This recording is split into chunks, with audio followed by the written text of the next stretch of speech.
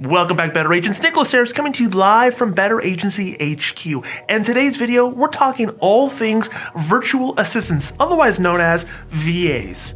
Using VAs in your agency is something that's gotten very popular over the last 4 or 5 years. If you're not too familiar with it, it's essentially hiring somebody, typically overseas, to work in your agency, and a lot of times they're handling the tasks that are very menial, clerical type tasks, or things like endorsements, or quoting, or the paperwork, or filing, or working in your systems. A lot of agents have opted to hire VAs instead of trying to hire people locally. Now, there's a number of reasons why somebody might opt to hire a VA in their agency. Typically, it comes down to the fact that it's a lot cheaper to hire somebody overseas than it is to find somebody in your town to work in your agency. And as the world has gotten more remote, VAs have only gotten more popular. Here in this video, we're going to interview a few different CEOs from the 4 most popular VA companies, and we're going to talk about some of the best practices, things that you could be doing to have success with your VA. Now, before we get to the VA founders, let me give you 3 quick things that you should be doing with your VAs if you're just getting started. The first thing you need to do is you need to map out what success looks like in your agency. You need to document every process that you can. It's best if you can video record this step-by-step, click here, click there. You can record it using a number of different screen recording tools like Loom, and you can have very much documented processes for how to handle things like endorsements or carrier relationships or quoting. But you need to be very crystal clear, step by step, leave no stone unturned. You need to explain to people like you were explaining it to a small child or somebody who has no knowledge of your agency or insurance in general, because it's very likely that you may get a VA who has worked in the agency before, but it's also likely that you may get a VA that has never worked in anybody's agency. So you want to be very specific with terminology. You don't want to use a lot of jargon, and you want to document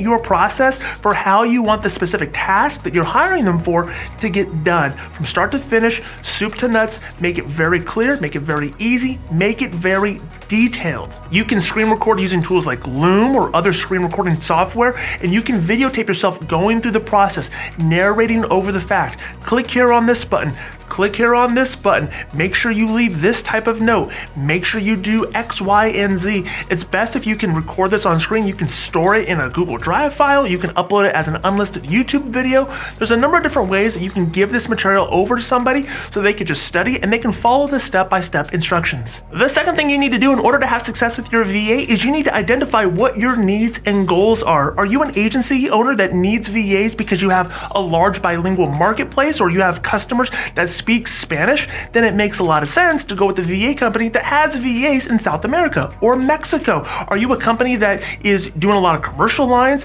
and you want somebody who is going to be client-facing? Then it makes sense to go with a company that has licensed VAs or client-facing VAs. All of these things matter. They're going to really determine where you go to get your VAs or how you're going to interact with them or how they're going to interact with your customers or with your agency. You need to identify what types of needs you have, and that's going to steer you in the right direction on choosing your VA. And the third piece of advice that I would give you on using a VA is you should start small. A lot of agents will hire VAs, sometimes for the very first time, and they'll just dump everything on them. And just put yourself in that VA's position. They're not from this country. They've probably never worked with an agency before. They've never worked with clients before. And they have this new boss who's just giving them a ton of stuff, a ton of responsibilities. They're not setting them up for success. My advice to any agency owner looking for a VA or using a VA is to start in incremental, small little bite-sized chunks, things that they can do. Set them up for success. Give them one thing to do and then allow them to perfect that process. Allow them to get really good at that. It builds their confidence, and then move on. Don't just dump everything that you have on them and say, okay, get it done. Instead, start small. So start with things like giving documents to customers, emailing them, the ID cards or the deck pages or the case might be, or have them just only work with the carriers to get underwriting questions answered, or whatever the case might be. Have them just do data entry into your comparative rater or your AMS or anything like that. Give them very small things to work on, and then gradually build up the responsibilities, build up the tasks, and ultimately you're gonna have more success with the VA.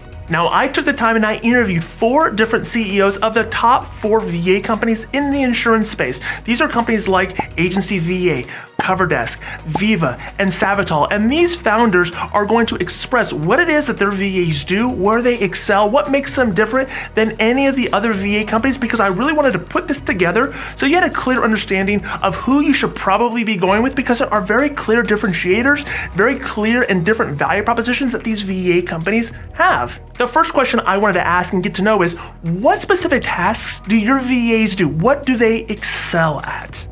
At Agency VA, the specific tasks that our VA can do are endorsements, billing, quotes, reshops, and these are going to be performed by our VAs that are located in international parts of the world. If we answer the phone, we don't want the agencies to have to deal with accents, and for that we have domestic VAs. Lastly, one of the greatest growing parts of any agency is everybody needs licensed help. So we do have insurance licensed virtual agents that can get inside your agency and bind policies, as well as provide any kind of coverage questions that clients are going to have.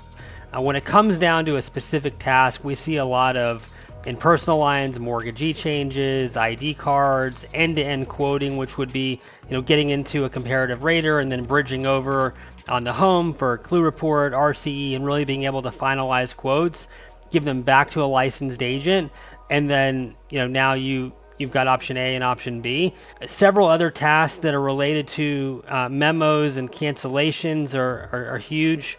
And VAs can handle the mail. They can get everything in the management system. They can get it to the client. They can get it to the carrier. They can get what's needed. I often tell people, you cannot script insurance. You have to learn it. So we're teaching insurance in our office, and they've got to learn it. So that's what they're doing. We truly believe that our advantage is the fact that the Central American accent is far more native than our Asian Pacific competitors, and you don't automatically realize that you have been shipped overseas for service and support. Another real difference between Viva and some of our competitors is the fact that we don't believe that there's a one-size-fits-all virtual agent for every agency. And so what we really try to do is understand the needs of our agencies and try to figure out whether that is an avenue for them. They do the quoting, they do the re-quoting, they answer phones. We have 2 that answer them full time. They do the mortgagee changes. Anything your local employees do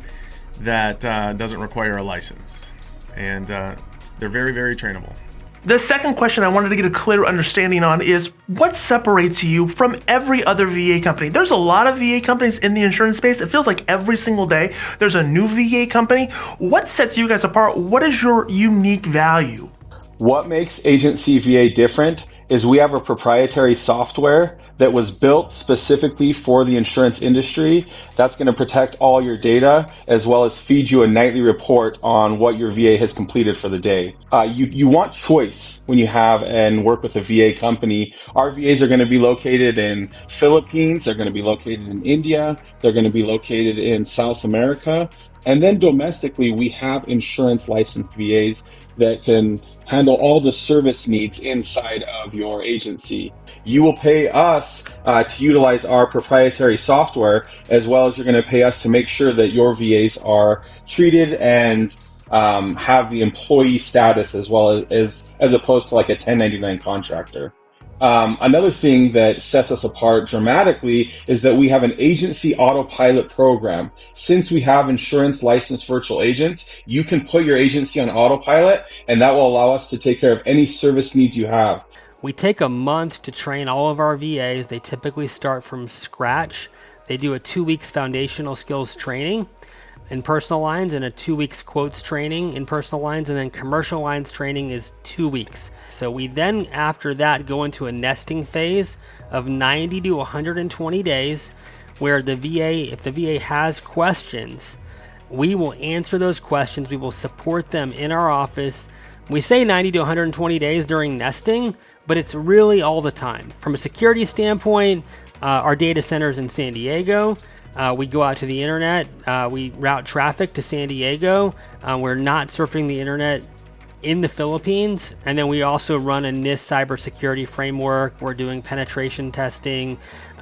We have heavily invested in our cybersecurity and our IT infrastructure, and I think that really sets us apart.